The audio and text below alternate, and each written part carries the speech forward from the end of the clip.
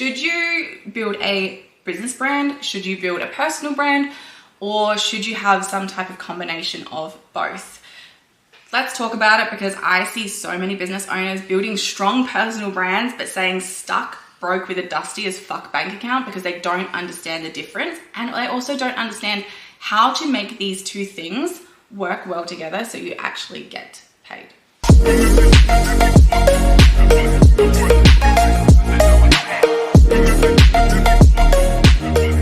I want to test and see if this little microphone thingamajiggy works.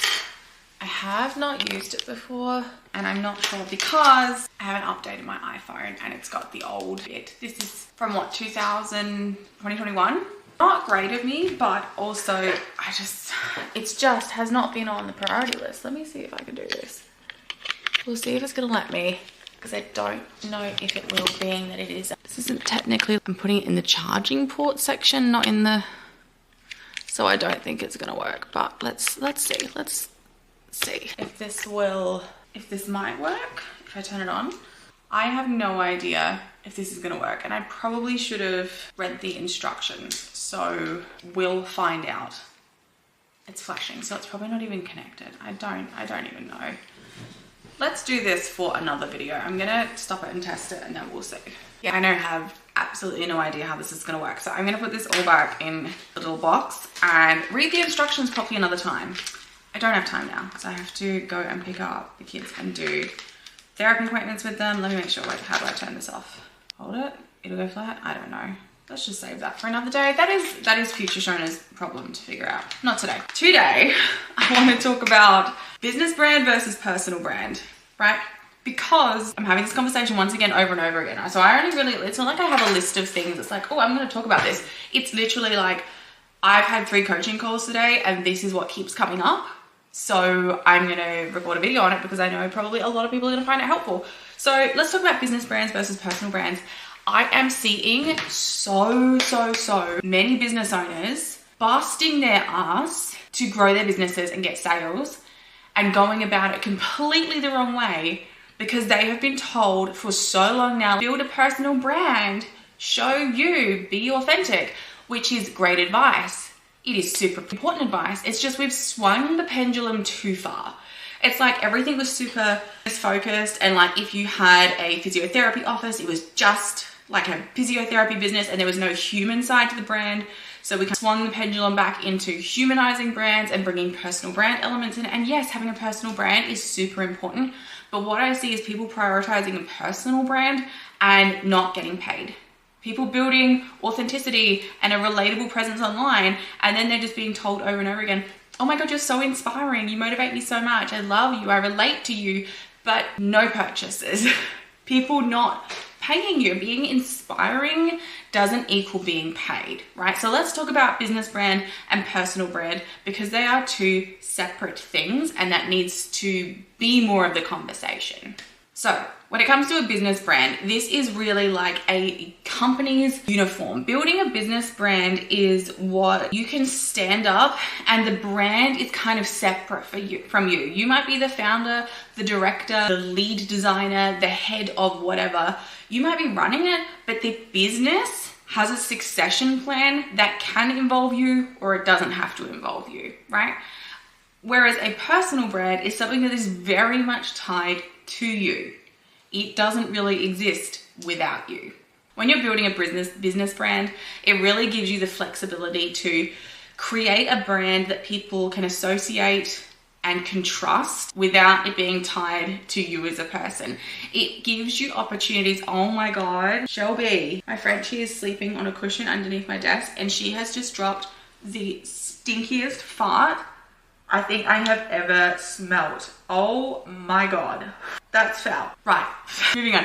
So the main difference I feel like with a business brand to a personal brand is a business brand is something that can be sold on without you. A business brand allows you to really be able to have that growth, have a team effort, and it's not going to be so reliant on you. It really does have that succession plan. When you're building a business brand as well, I feel like this is important, not necessarily for certain industries, but when you want to niche down as well, if you want to niche down into a specific skill that your business is really good at, when you want to niche down into specific values or specific industries versus that personal value branding, When you're niching in that way, it is so much easier if you have a business brand to bring team on, to be able to scale, to leverage and grow. And you might not have the personality or the flexibility that a personal brand has, but as a business brand, then you can scale and bring other people in. This is when you see works really well when you've got like a construction company, and instead of it being one builder and everyone wants to work with that one particular builder because he's such a great guy and everyone gets along with him and everyone knows he really likes drinking Corona,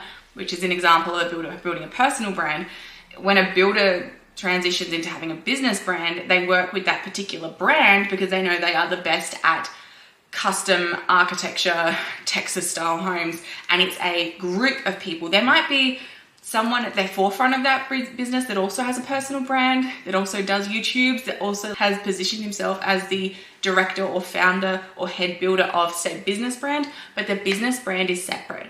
The business brand allows you to get to a certain point and say, I've had enough of this in my life and I'm willing to hand that on to the next person. Or it allows you the flexibility to bring other people in, and your client base is going to be used to seeing other people, interacting with other people, that while you might have a personal brand attached to it, they are still not going to expect that every single conversation they have or experience that they have with your business is going to be personal to you, right? So it works really, really well. And a business brand works well because you can get other team involved. You get your people involved, you get your staff involved. It allows you to grow and expand, right? And you can sell it later. So this is the thing, when I first started Sexy Selfish, so I had a business brand for 6 years before 12 months ago, I transitioned this particular business of mine into a very much a personal brand. When I first set up Sexy Selfish, accidentally, by the way, let's not even talk about the name, that's a whole separate episode. When I first set up this business, it was with the intention to one day have a financial planner on board, a lawyer, an accountant, a public relations expert, to be able to help support the women that I was coaching with a team. The idea was to be able to create this financial empowerment team space, and I did that very successfully for 6 years. What I realized was that even though I had set it up with a business intention, it was very much a personal brand. The people coming into that space, they weren't interested in the experts that they had access to. I literally, like, you can go on right now, join my archive membership, and there is over 40 guest expert trainings on there. And the people that showed up live to watch those guest expert trainings was 0% compared to people showing up to watch my trainings. So even though I set it up with the business intention of it growing to a space where there was a team of people that my clients could access, they really just wanted me. I realized that 12 months ago, made the shift, rebranded to Shona Gates Co, and have a very leveraged, scaled way that people can work with me, whether that's one-on-one or in group settings, because that's what they actually wanted. I was comfortable doing that because on the flip side, I have a business brand that is very much a business brand. So my second brand, Time Creative, is very much a business. You won't see a lot of me on that social media pages. When someone comes to work with me, yes, I am the point of contact. I am kind of creative directing and managing their project, but there's freelancers and there's a team under me that also help run that design company as well. So people are not always expecting that it's going to be me. They understand that it is a business, that they might get responses from other people, that it is run as a business and it's a little bit more professional in its language, in the way that it conducts itself. There's a high standard and things are really systemized as well, because people don't expect that high level bespoke personalization, even though that happens in the design work, but in the actual system of managing them. Whereas in my personal brand, I'm very much known for personalized high touch support. So that's kind of how I see the differences. So let's talk about a personal brand. A personal brand is really all about you, and there's nothing wrong with that. It's really good, but it can be exhausting. So I think it's important to figure out if you are the personality type who feels comfortable committing to a personal brand, because it is something that is, for as long as you want to be creating revenue and exposure, you have to be showing up as yourself. So it's something that feels really fun right now, but you're going like, one day when I have kids, I might want to do that. Or one day when in 5 years time, I can't see myself doing this. Take a second to think, maybe I build a business brand with a personal brand attached to it, and that might be a little bit more sustainable for me in the long run, because I do believe having a really, really strong personal brand at the forefront it requires a lot of energy and a lot of energetic output. Whereas a business brand, you can outsource, hire, you can get a marketing team to come and handle all the marketing, and you can just go happy and energetically and show up personally on your branding in a much smaller way. So maybe that might be more of an energetic match for you. So personal branding, it is all about you. your unique skills, your values, your experiences, your personality, and kind of think like Gary Vee. He's got a business brand, but he's also got a very strong personal brand. Lots of influencers do this really well. I'm trying to think of someone off the top of my head, but I'm totally blanking. Was it Abby from Love Island or F-Boy or whatever it is? She's Australian.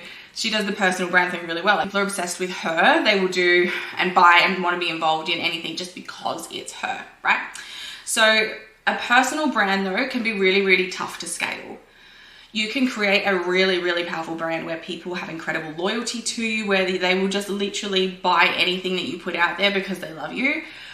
But it can be really, really hard to scale because it requires a level of intimacy and exposure that I don't think a lot of people have the sustainable longevity to be able to pull that off long term.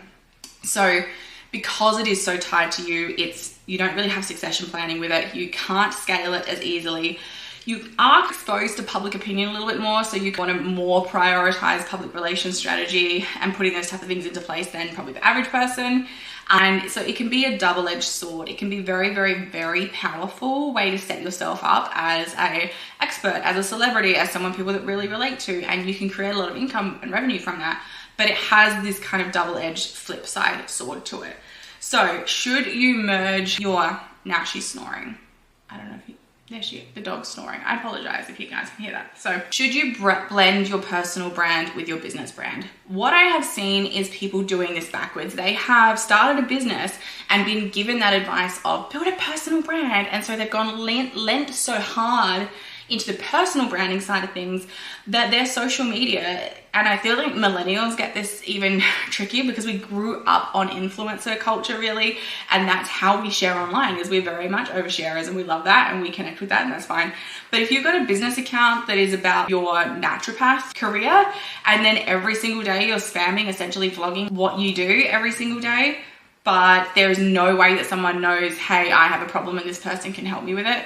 It's very much just like that blogger influencer style lifestyle.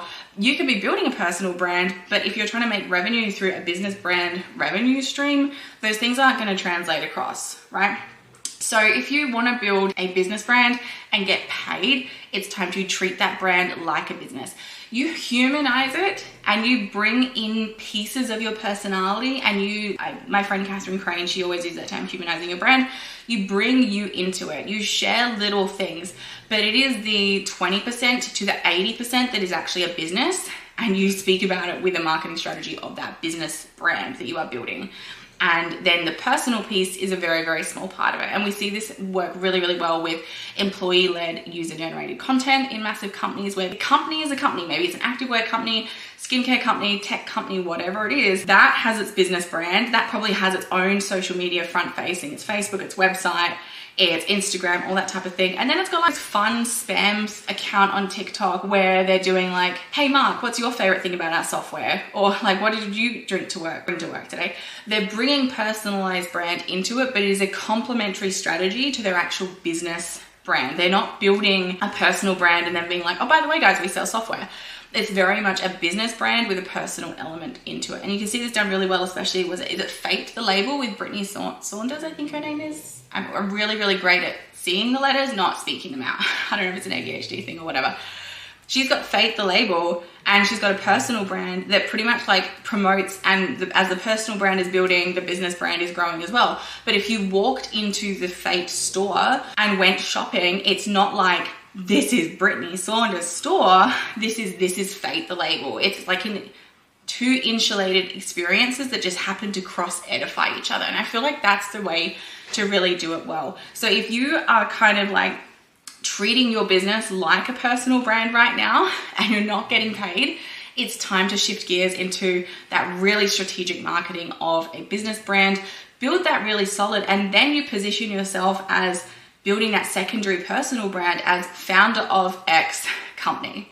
So for me, if you go on to my social media, you will see Shona Gates Co, founder of Time Creative, director of Garage, co-director of Garage 22, marketing, creative director of all these other companies that I'm involved with. Because that's the thing, my personal brand is my personal brand, but if you click through those business pages, they are not about me, right? They are about that business. And the great thing about that is I have the flexibility of a personal brand, but my businesses that I'm a part of, all of them would be sold tomorrow. They are not directly attached to me as a business owner. And this is what you have to realize when people are creating a business and they're thinking, one day I'd like to sell it. I got to check because I got to go pick my son up for hydrotherapy. They're thinking, I would love to sell this business one day. But if the business is too intertwined in you, it's not clear, it's not separated from your personal Instagram, your personal TikTok, if it's not got a clear boundary, if those clients aren't going to come to the business, if you're not a part of it, you don't have a succession plan, you're not going to be able to sell that business onwards. And that is okay, but you've just got to realize this has a timeline on it and it has an energy capacity on it. This business can only make money for as long as I am prepared to put effort and my personality and my presence into it, which is okay. I just think there just needs to be that adjustment shift within this space. So why is it important? In the end, it's not a one size fits all situation. It is about what works for you, your goals, your personality, your comfort zone. So I really think it's important to take some time and think about what is the best decision from your brand. If you're feeling stuck right now and you're like, I don't know whether to have a business or a personal brand, or I've built a personal brand, I'm not making money, or I've built a business brand and I feel like I really want to build a personal brand alongside that, that's great. Just take a minute to really think about how you want to structure your long-term goals and what that is going to look like 20 years from today. And I feel like that will really help you make a decision.